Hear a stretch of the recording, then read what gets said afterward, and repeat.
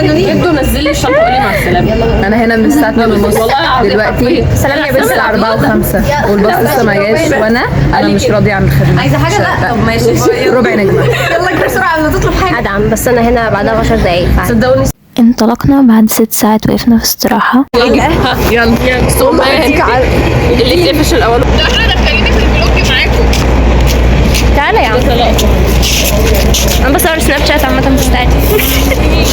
وبعد إجمالي 16 ساعة وصلنا الأقصر ورحنا الفندق، جهزنا وطلعنا على معبد الأقصر. هكلمكم شوية عن معبد الأقصر. في الأول في مسلة، ودي رمسيس الثاني اللي عملها. الصرح بيكون عبارة عن برجين، برج شرقي وبرج غربي. قدام الصرح تماثيل ضخمة للملك من جرانيت والجرانو ديوريت. في تماثيل لأمنحتب في النص الجنوبي لبهو الأعمدة أمنحتب التالي. وباقي المعبد تقريبا رمسيس الثاني اللي بنيه. وقبل ما رمسيس الثاني يحتفل بعيد الحبس في المعبد، مسح اسامي امنحتب الثالث كله، زي ما تم كشف اسم حتشبسوت برضو بس في اجزاء تانية من التاريخ. يعني قبل ما اكمل المعبد هنا كنت بوريكم انه الملك بيرسم وبيصور ازاي شكل الاسرى بتوع زي الحروب والحاجات دي، ان هم شكلهم بجد مختلف عن المصريين. نرجع للمعبد. المعبد اتبنى فيه كنيسة في القرن السادس الميلادي، بس هي تمرت واصبحت منصة يعلوها مسجد ابي الحجاج، وهو لسه موجود لحد دلوقتي. حد ممكن ينتوي الفضول ليه ممكن يكون في مسجد فوق معبد، وازاي كانوا بيدخلوا له طالما هو فوق كده. هقول لكم انه زمان الحاجات دي كانت الرمل بيغطيها، زي ما ابو الهول كان فيه رمل مغطيه، المعبد برضو كان فيه رمل مغطيه، وبعدين تم اكتشافه. هنا بأكد تاني على شكل الأسرة وإن هما إزاي مربوطين من رقبتهم وإزاي شكلهم مختلف عن شكل المصريين. كمان كان في مقصورة اللي هي مقصورة الثالوث، ودي كانت حتشبسوت اللي عملتها بس هي اتدمرت، ورمسيس الثاني أعاد بنائها. الثالوث ده هو رع وموت مراته وخنسو ابنهم، واسمه ثالوث طيبة المقدس. وده بهو الأعمدة. هو أنا مش مصورة الحاجات بالترتيب بس الحمد لله أنا صورت. بالنسبة للأعمدة في 3 في العموم هم اللي اشتركوا في بناء هذا المعبد، زي رمسيس الثاني وشكل الأعمدة بتاعته مختلفة، وحتشبسوت وتحتمس الثالث وشكل الأعمدة برضو مختلفة، ومنحتب الثالث وشكل الأعمدة مختلفة. كل حد باني حاجة هتقدر تشوف الاختلاف في شكل الأعمدة، انه مين اللي عامل الحاجات دي. هنا كنت بوثق انه في حاجات لسه محتفظة بلونها وفي حاجات لسه محتفظة باللون اللي هو الأزرق الفرعوني او المصري او ايجيبشن بلو زي ما بيقال عليه في حتت كتير. فالموضوع ده كان مبهر جدا بالنسبه لي. فكل ما اشوف حاجه فيها لون بقى على مدار الايام اللي احنا كنا فيها في الاقصر واسوان كنت بصورها، عشان دي فرصه لا تعوض. في بقى معلومه انه الاول اللي بدأ بناء هو تحتمس الثالث وحتشبسوت، وبعدين امنحتب الثالث، وبعدين رمسيس الثاني. بس بنبدأ في الأول في الدخول بالحاجات اللي رمسيس الثاني عملها، فبنسمي ان ده الصرح الأول اللي هو اللي عمله، بس مش هو أول حد بدأ بناء، هو آخر حد بادئ بناء. فاهمين حاجة؟ It's complicated. سألنا الدكتور فيها كتير، اتلخبطنا فيها كلنا، الحمد لله فهمنا في الآخر.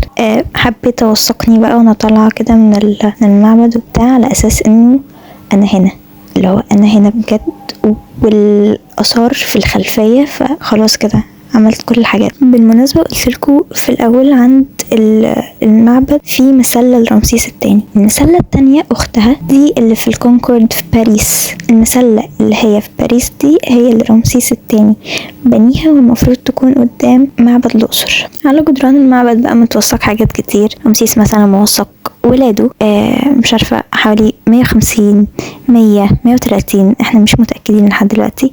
هم ولاده كتير، ومنهم متوثق ابنه مرنبتاح الابن ال13 اللي هو مسك بعده الحكم. فدي برضو كانت حاجة يعني لذيذة. رمسيس الثاني برضو موثق احتفالات وتقديم قرابين وناس ماسكة بقر ومش عارفة رايحة تروح فين، حاجات كتير جدا متوثقة في معبد الأقصر. وفي مكان كده غرفة المفروض انه الكهنة بعد ما بيشيلوا المركب بتاعة رع وبيعملوا بيها لفة كده معينة تقريبا من معبد الكرنك لمعبد الأقصر، بيروحوا حاطينها بقى في معبد الأقصر ان هي استقرت المركبة هنا بعد مش عارفة ما رع لف ومش عارفة راح فين، حاجات كده.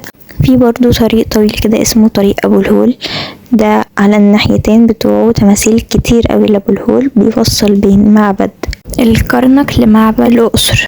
لو حد لاحظ ان معلوماتي غير منظمة فسوري، بس انا لسه ما درستش الحاجات دي، احنا لسه هندرسها الترم التاني، وانا بقول حاجات من الذاكرة وحاجات عملت ريسيرش صغنن كده، فلو في حاجة مش ادق حاجة يعني نستحمل بعض. كمان كان في حتة جوه كده خالص صورة شكلها غريب شوية شبه الايقونات اللي بتكون في الكنايس، فسألنا الدكتور انه ايه ده، فقال لنا ان هو تقريبا على ما اتذكر يعني ان اليونان جم سكنوا شوية في المعبد عشان اضطهاد رومان تقريبا حاجة كده، فيعني في تفاصيل كده مستخبية في التاريخ في العموم. خلصنا بقى معبد الأقصر بعد كل ده ورحنا ركبنا الباص، وده طبعا انا في الباص عايزة انام وابتديت اتحر بقى فقلعت الجاكيت عشان خلاص صيف، ومشينا عند النيل ووصلنا اخيرا معبد الكرنك، وده مجسم لمعبد الكرنك. اغلب الاماكن بيكون فيها مجسمات كده قبل ما بندخل المكان نفسه. معبد الكرنك بقى قدامه طريق كباش، وهو مكون من 10 أسرحة وفيه تفاصيل كتير، بس انا مش هتكلم بالتفصيل، هختصر في المعبد الضخم ده. المدخل فيه مسلتين وبيرجع تاريخ بنائه للأسرة الكوشية، وفيه تمثال صغير لرمسيس الثاني، وده المدخل. قبل ما ندخل الدكتور شرح لنا كذا حاجة، فانا قعدت اصور بقى طريق الكباش والصرح والمسلتين، وبعدين بدأنا ندخل في المكان بقى نفسه. معلش لازم اوثق كل حاجة.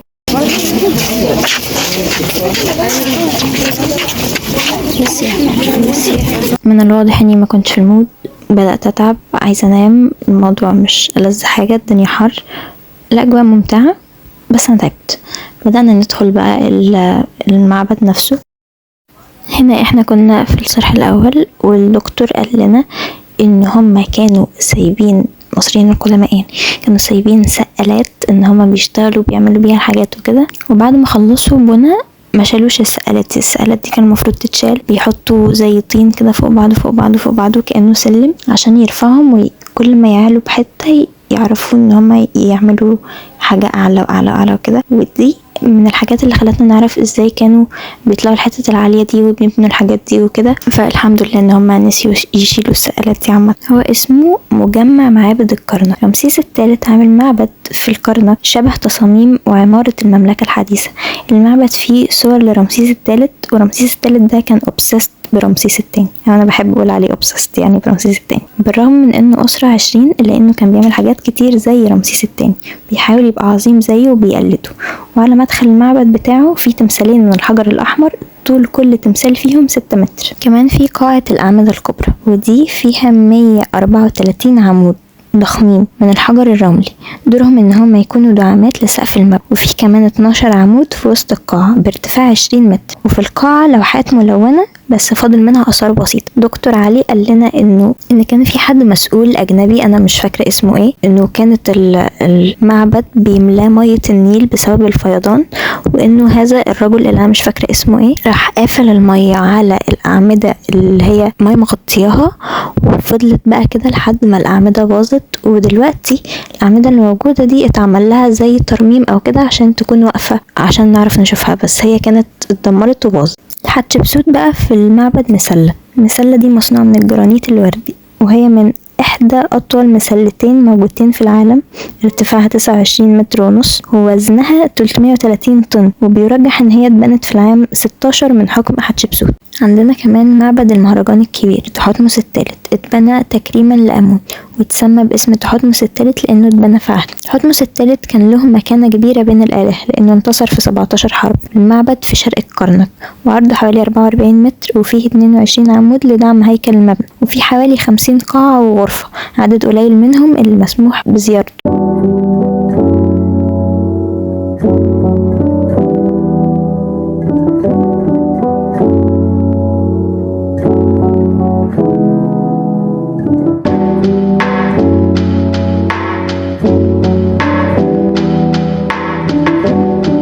هنا كان في مناظر للملك وهو عامل الأعداء أشلاء وإيد ورجل وقطع حرفيا.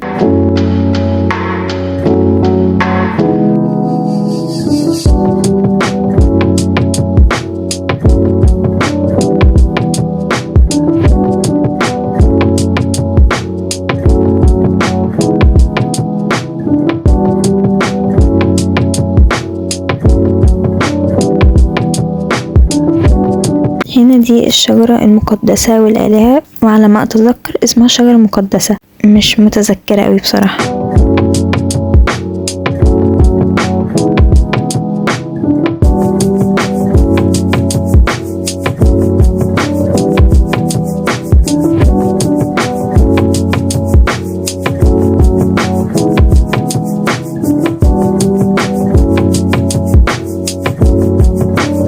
لازم أظهر لكم بعد حبة كده أفكركم بوجودي في الحياة، عشان لازم أثبت إن أنا كنت هناك.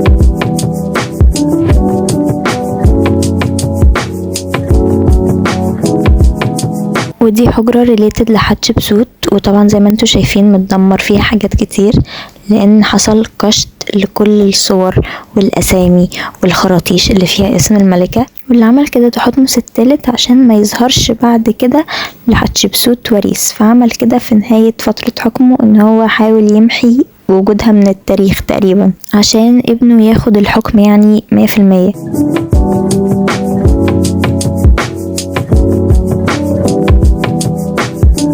دي اسمها حجرة النباتات. الملك وثق فيها من احدى بعثاته انه راح جاب بط ووز وفراخ ونباتات ومش عارفه ايه وكده، فعمل حجرة في المعبد ووثق فيها الحاجات اللي هو جابها من البعثة التجارية بتاعته.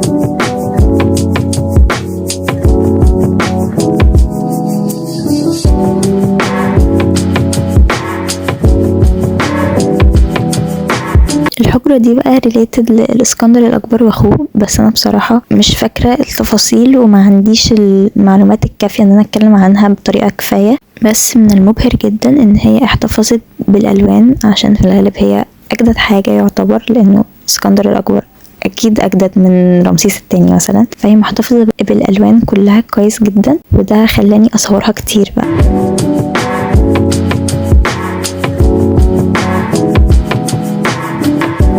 تعديل بسيط. دي بقى اللي حجرة النباتات، دي اللي فيها صور النباتات والفرخة والبطة والحاجات اللي الملك جابها من حملة تجارية.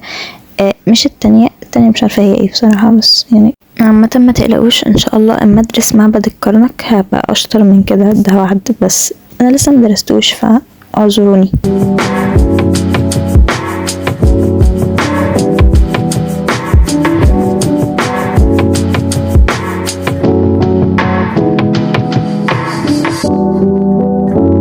هنا دي جداول بالهيروغليفي كانت فيها الأرقام، إنه يوم كذا دخل القرابين بعدد كذا وكده. دي البحيرة المقدسة، لها رمزية دينية، الكهنة كانوا بيطهروا نفسهم فيها وبيقيموا شعائر دينية. ودي مسلة، والجعران ده بقى بيقال إنه لو واحدة مش متجوزة لفت حوالين الجعران ده 7 مرات هتتجوز، ولو حد لف حواليه 7 مرات هيتحقق له أمنية.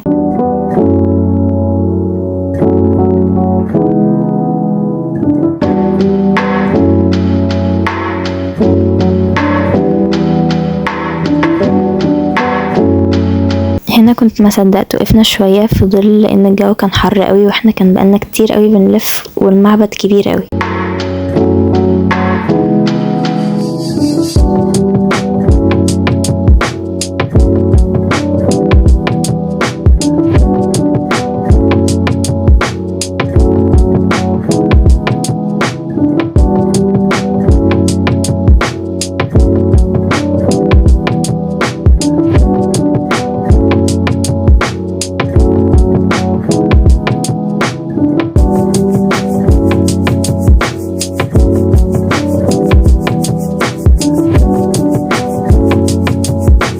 الحتة دي بقى زي متحف مفتوح كده فيها مقاصير وتماثيل وحاجات اتلقت في المكان المحيط. يعني المقصورة الحمراء دي مثلا حتشبسوت اللي عملتها، في مقصورة تانية وهكذا.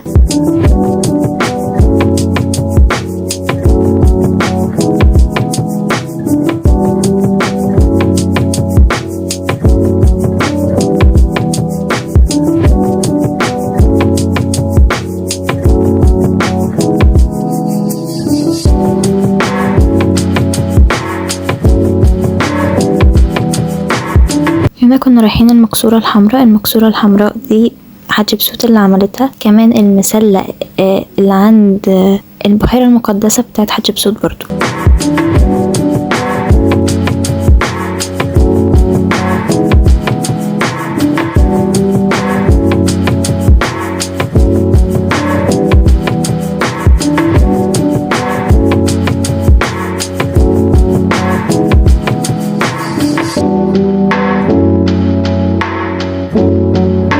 هنا كنا طالعين وكنت بتصور بقى مع المكان وطريق الكباش والحاجات دي عشان خلاص هنمشي.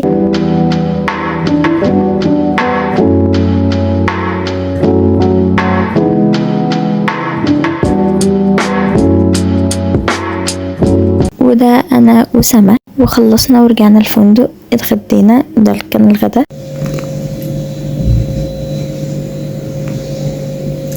انا اتبهدلت.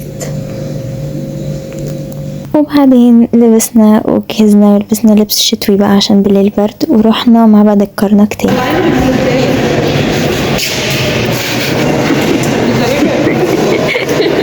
التي القدرة المقدسة التي فرقت بين الماء واليابسة وأبدعت الكون في بضعة أيام. عرض الصوت والضوء بيقعد ساعة، وبعد ما خلصنا العرض كنا عند البحيرة المقدسة خلصنا. وده فيديو وانا بصور صباح، بس طبعا الأجواء الليلية مش مبينة أي حاجة.